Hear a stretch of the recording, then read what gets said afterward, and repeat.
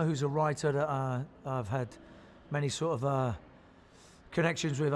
The truck weighed nearly 3 tons when it slipped off the metal ramp and plunged straight into the sea. No stunt double, no safety cable, no second take. Inside the sinking vehicle, Jason Statham was trapped with only seconds to react as icy water crushed the cabin and stole the air from his lungs. In that moment, Hollywood disappeared. There were no red carpets, no box office numbers, only darkness, pressure, and the very real possibility of death. If he hadn't escaped in time, the world would never have known one of its greatest action icons. So how did a man who nearly died unnoticed on a film set rise from rejection and obscurity to become a global symbol of survival, violence, and relentless will? Today, Jason Statham is recognized as one of the most bankable and unmistakable action stars in the world, a man whose presence alone signals speed, violence, and physical authenticity. His films have generated billions of dollars globally, and his screen persona has become a modern archetype. The silent enforcer, the man who does not explain himself, the body that speaks before words ever do. Audiences do not watch him to be surprised by plot twists, they watch him to feel impact, to believe that every punch hurts, every fall carries risk, and every escape is earned. Yet behind this carefully forged image lies a truth rarely discussed. Hollywood never planned for Jason Statham to exist in this space. He was not groomed, protected, or positioned as a future star. He was tolerated at best, dismissed at worst, and repeatedly underestimated at every critical stage of his rise. The industry that later profited enormously from his physical credibility initially saw him as a liability. He did not fit the traditional mold of an American action hero. His face was too hard, his voice too blunt, his manner too restrained.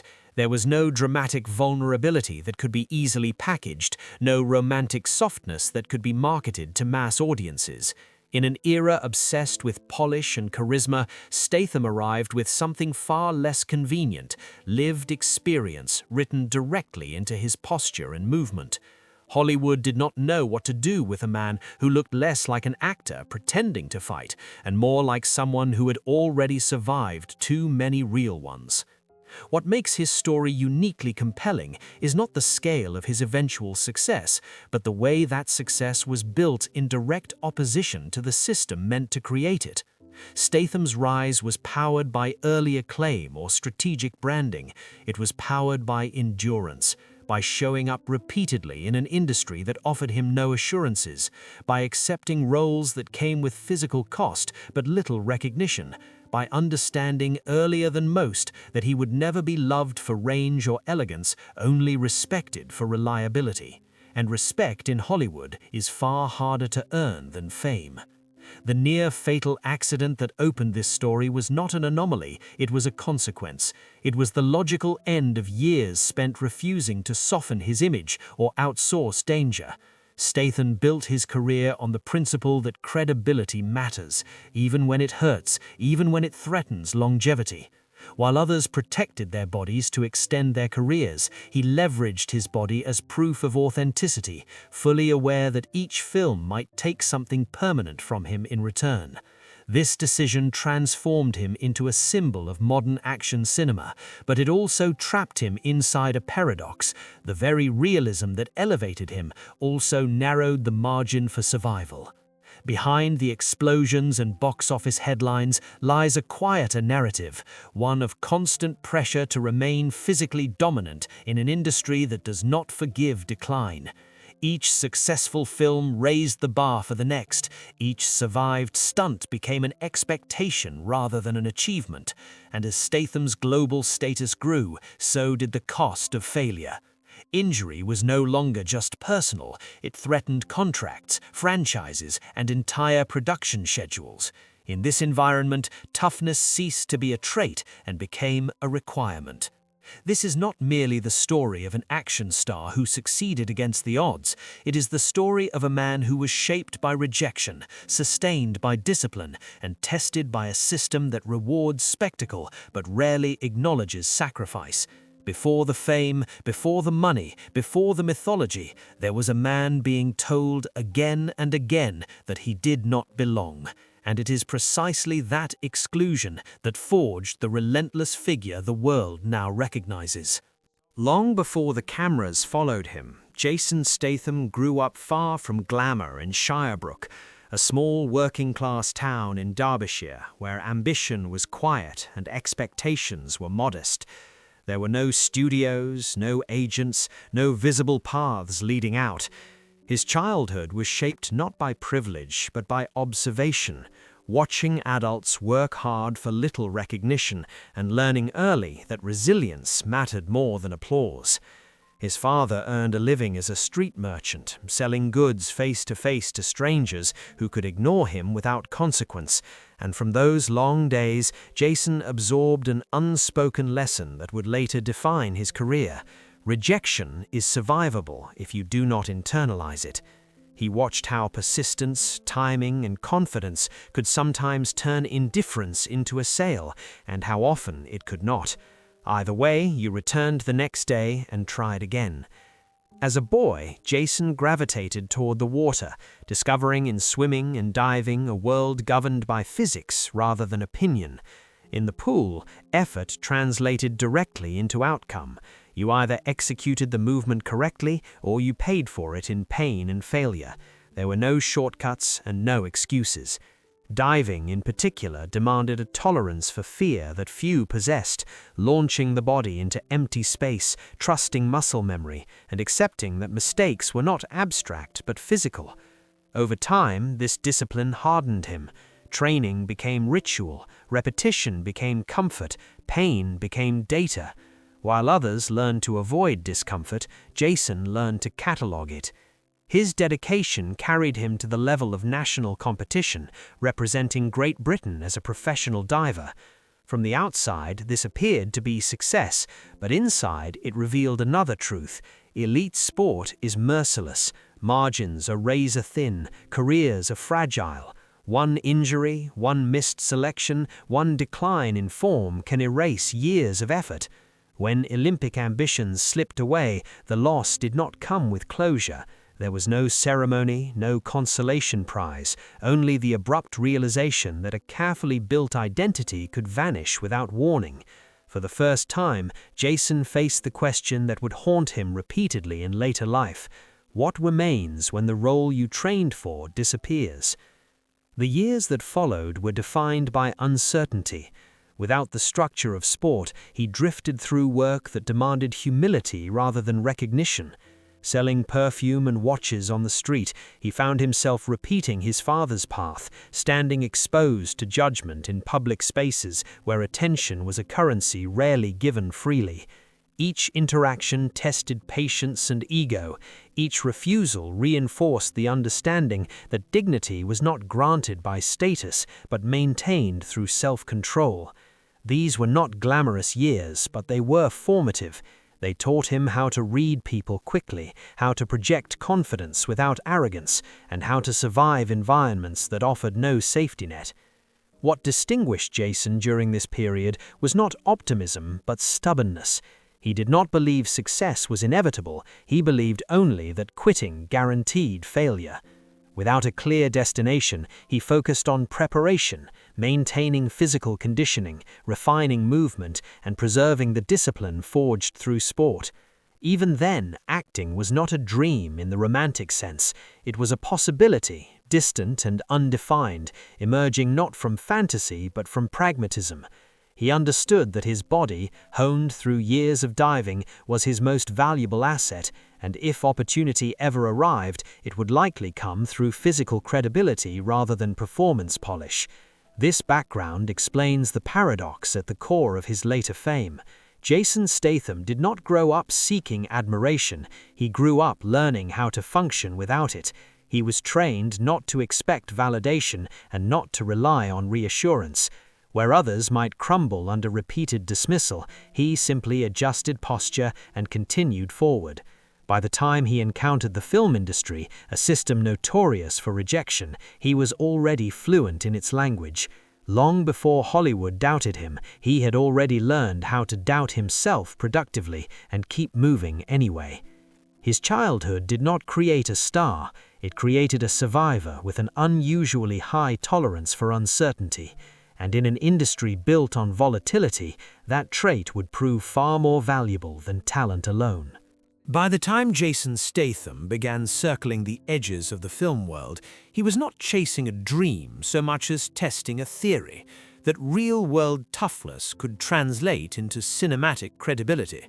He did not arrive with formal training or a reel designed to impress casting directors. He arrived with posture, presence, and a way of speaking that felt lived in rather than rehearsed.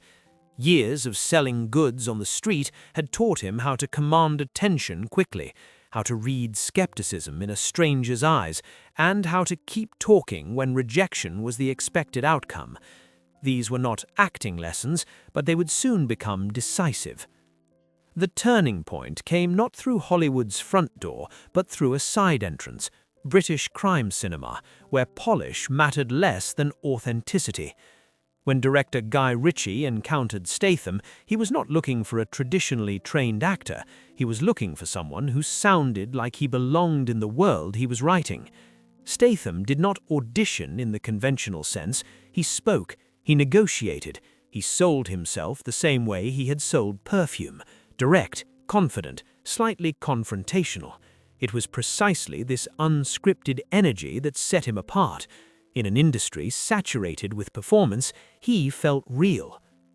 Early roles did not bring instant stardom, they brought momentum. Each project sharpened the same set of attributes: physical reliability, sharp timing, and an ability to project threat without exaggeration. While other actors competed for range, Statham refined a narrower but more durable lane. He became the man directors trusted when movement had to look convincing and violence had to feel grounded. This trust translated into opportunity. Small roles grew into supporting parts, and supporting parts grew into leads, not because studios believed in him as a star, but because crews believed in him as a professional who delivered. During this phase, Statham made a critical and irreversible decision. He would minimize reliance on stunt doubles. This was not bravado, it was strategy. He understood that his competitive advantage lay in physical truth. Every time he performed a dangerous sequence himself, the camera captured something subtle but powerful: micro-adjustments, instinctive reactions, a lack of theatricality that audiences recognized even if they could not articulate it. These moments accumulated, slowly differentiating him from peers who relied on spectacle rather than presence. The cost of this approach became evident quickly. Injuries were frequent, recovery time shortened between projects, but each completed film reinforced his reputation as dependable under pressure. Producers began to associate his name with efficiency and authenticity. In an industry where delays are expensive and credibility is fragile, this reputation mattered more than acclaim. He was not marketed as a star, he was deployed as a solution. The decisive shift occurred when larger franchises took notice. Studios seeking to inject realism into increasingly exaggerated action formulas saw in Statham a corrective force. His casting signaled a tonal shift: less fantasy, more consequence. With each new project, his box office value climbed, not explosively but steadily, anchored by audience trust. Viewers believed him, and belief, once earned, is extraordinarily difficult to dislodge. Yet even as doors opened, constraints tightened. Statham's brand was now inseparable from physical risk. He could not pivot easily into safer territory without diluting the very qualities that had elevated him. The turning point, therefore, was double-edged. He had secured a place in the industry, but only by committing to a path that demanded continuous escalation. Each success raised expectations. Each expectation narrowed options. This phase of his career illustrates a rare phenomenon in Hollywood: advancement through limitation. By embracing a specific, demanding identity rather than chasing versatility, Jason Statham carved out a durable niche. It was not the most comfortable route, nor the safest, but it was coherent.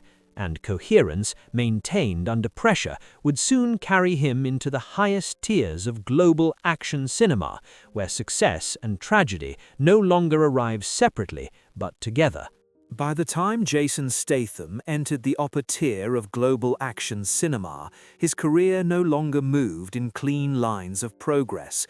Success and danger began to arrive together, inseparable, as if every gain demanded an immediate counterweight.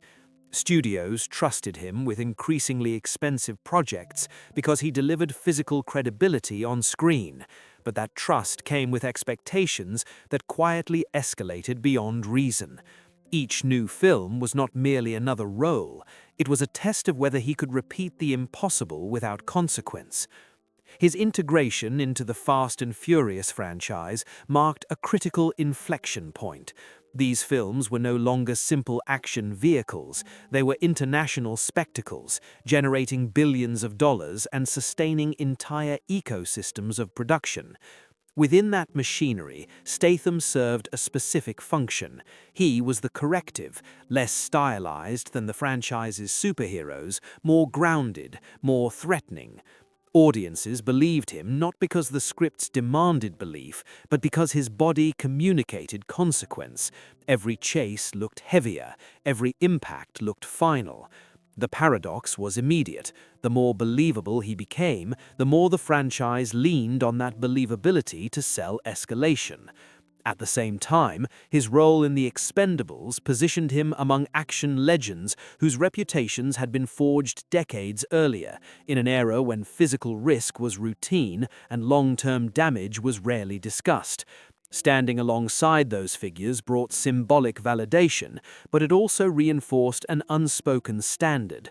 To belong among icons, he had to perform like one, without retreat, without visible hesitation.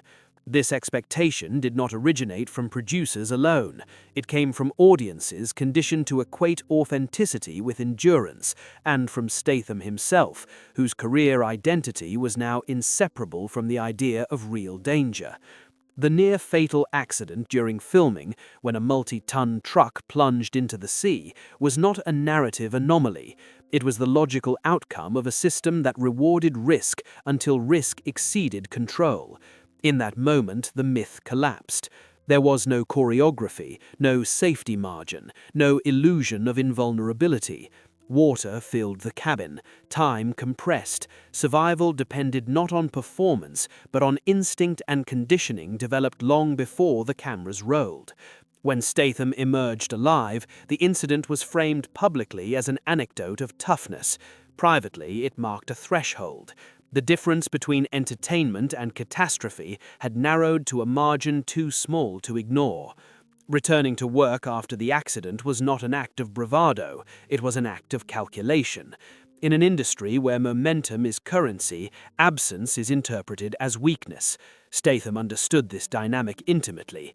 He also understood that his body, already bearing the cumulative effects of years of impact, would not regenerate indefinitely. Yet the alternative, stepping back, carried its own form of risk, erasure. To pause was to invite replacement. To slow down was to break the promise his image had made to audiences. As his films continued to succeed commercially, the costs multiplied invisibly. Recovery times shortened, injuries layered over older injuries. Pain became a constant background presence rather than an episodic inconvenience. More troubling was the psychological pressure, the need to maintain intensity as age advanced, to perform dominance in a genre that rarely allows its heroes to age gracefully. The action star, unlike other archetypes, is not permitted to decline in stages. He is expected to remain absolute until the moment he disappears. Statham also witnessed the toll this system took on others. Stunt performers, supporting actors, and crew members absorbed injuries that never reached headlines. Careers ended quietly. Bodies carried damage forward into ordinary life. These were not tragedies framed as cautionary tales, they were accepted as collateral. Success in action cinema, he came to realize, was not an ascent, but an exchange, money and recognition traded for longevity and physical peace. Despite this awareness, the work continued. Each new project reaffirmed his market value and reinforced the narrative that he was indestructible. Box office numbers validated the risk, franchises expanded, contracts grew larger. And yet with every success, the margin for error shrank further. The audience's appetite for spectacle did not plateau, it escalated. What once shocked now merely satisfied. To shock again required greater speed, higher falls, harder impacts. The tragedy of this phase lies not in a single catastrophic event, but in accumulation. The slow erosion of physical certainty, the quiet recalibration of what normal pain felt like, the growing awareness that the image he had built, so effective, so profitable, left little room for retreat. He had succeeded too well at being exactly what the genre demanded.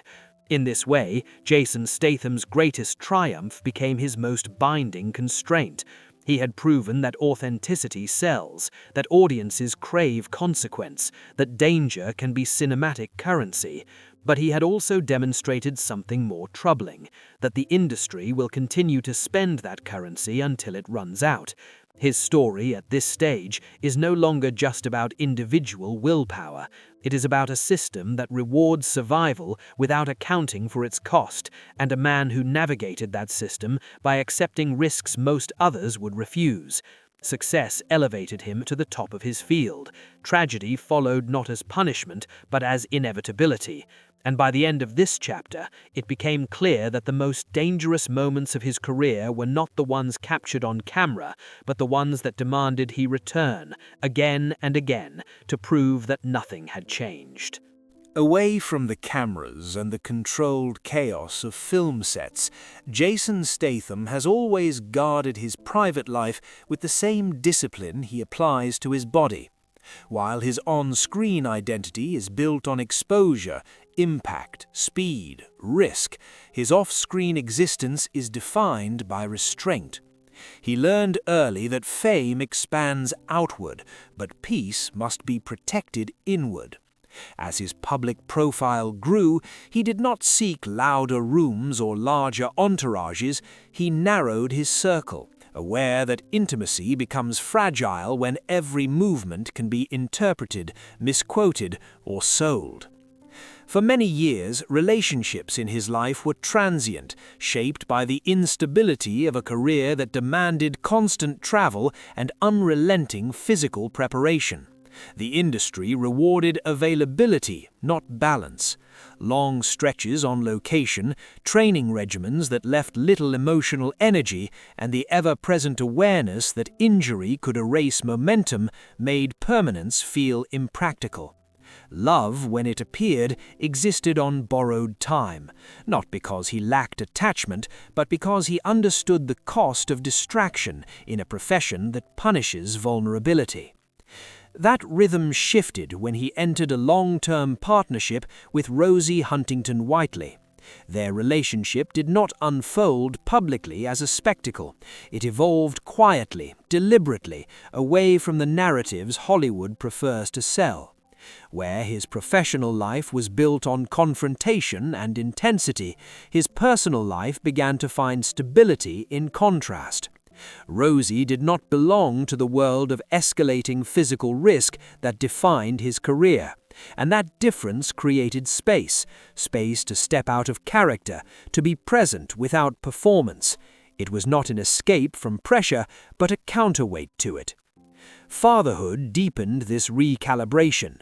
Becoming responsible for a life beyond his own introduced a new dimension to risk that no stunt coordinator could mitigate.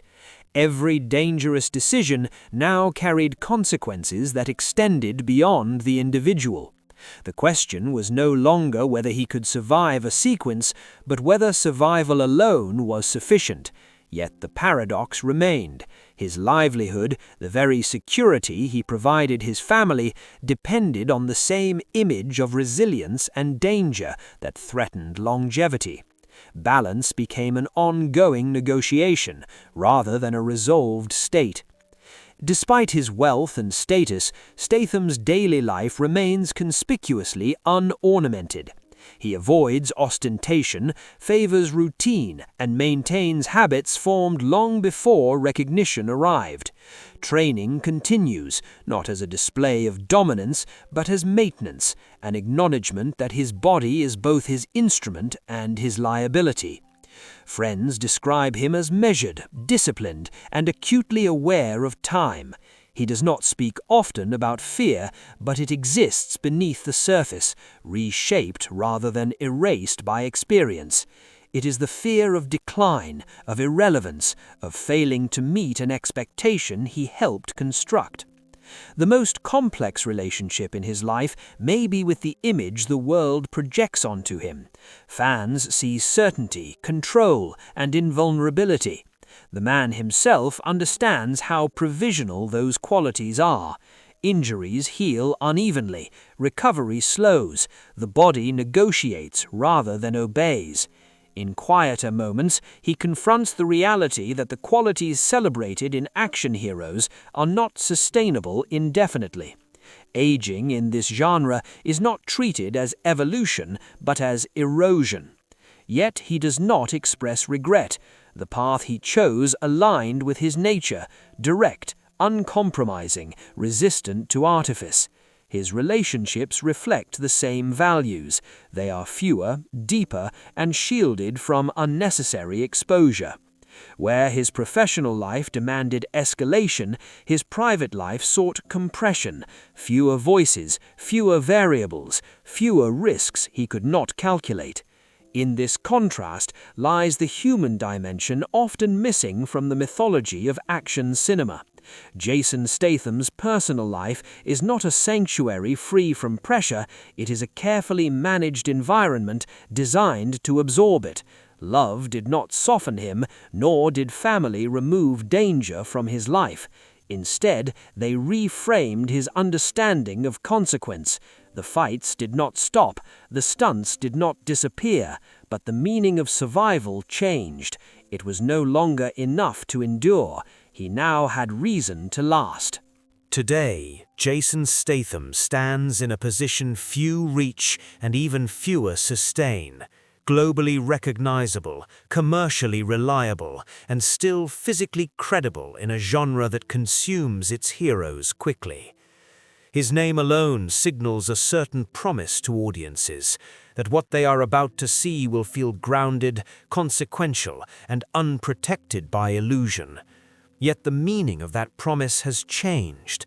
Where once it demanded escalation at all costs, it now requires calibration.